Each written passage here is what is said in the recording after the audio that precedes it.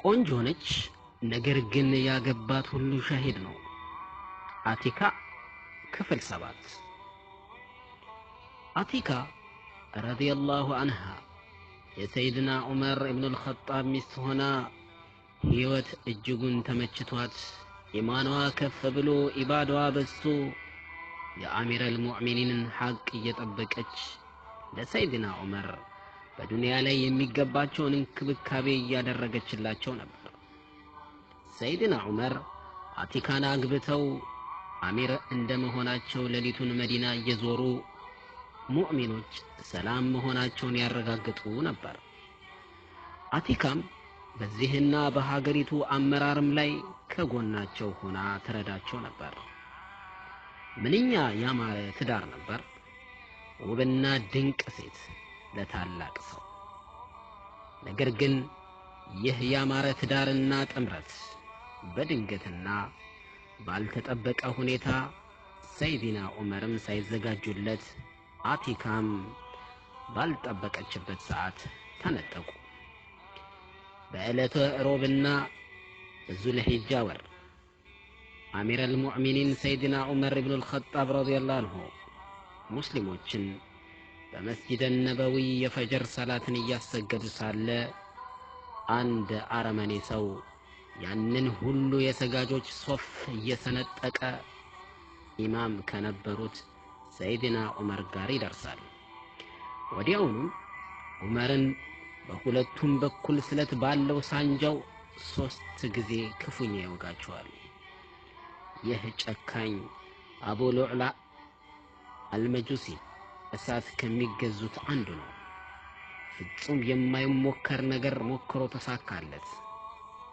መፈጸም ያልነበረበትን ወንጀል ፈጸመ። ሰይድና ዑመር እንደዚያ ክፉኛ ሲወጉ አንደኛው ከእምብርታቸው በታች ስለነበር አንጀታቸው በግልጽ ይታይ ነበር። ሰይድና ዑመር ዘወትር ከሰላታቸው በኋላ ሸሂድነትን አላህን አጥብቀው ሲጠይቁት ስለነበር አላህ ዱዓቸውን እንደተቀበላቸው ተሰማቸው። እስቲ በዚህ መስጊድ ውስጥ እንዳላችሁ ሆናችሁ ይህን አሳዛኝ ነገር በአይናችሁ ሳሉት። አቡ ሉዕሉዕ ማምለጫ አጥቶ የሰጋጆች ሰይፍ ሊወርድበት ሲል በዚያው ሰይድና ዑመርን በወጋበት ሳንጃው ሙእሚኖችን እየመታ 13 ቁስሎ ከነዚያ ውስጥ 6ቱ ሞተዋል። ሰይድና አብዱራህማን ኢብኑ ዐውፍ በሰይፋቸው አቡ ሉዕሉዕን አንድ ጠንከር ያለ ምት ሲያሳርፉበት መሬት ላይ ወደቀ። የዚህን ጊዜ ሙስሊሞች ከሚገድሉኝ ብሎ የአላህ እርግማንና ቁጣው ይውረድበትና በፍጥነት ራሱን ወግቶ ነፍሱን አጠፋ። ይህ ሁሉ ሲደርስ አቲካ ጉዷን አታውቅም።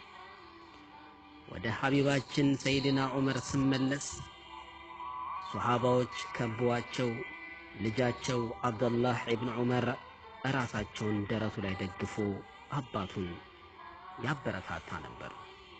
ሰዎች ትንሽ ወተት አምጥተው ሲያጠጧቸው ያ ወተት በሚገርም ሁኔታ ከጉሮሯቸው አልፎ ሆዳቸው ላይ ሳይቀመጥ በስለት በተበሳው የሆዳቸው ክፍል ይፈስ ነበር። ይህ ሲሆን ሱሐባዎች ተደናግጠው ያዩዋቸው ነበር። የሰይድና ዑመር እጅ መሬት ላይ ሲያርፍ ከመሬት ካለው ሳር ላይ ያርፍ ስለነበር ይህን ሳር በእጃቸው ፍኝ ጨብጠው ምን ነው የዑመር እናት ዑመርን ባልወለደች፣ ምን ነው ይህን ሳር ሆኜ በቀረሁ አሉ። ይህን ጊዜ ሱሐቦች በሙሉ አለቀሱ። ይቀጥል።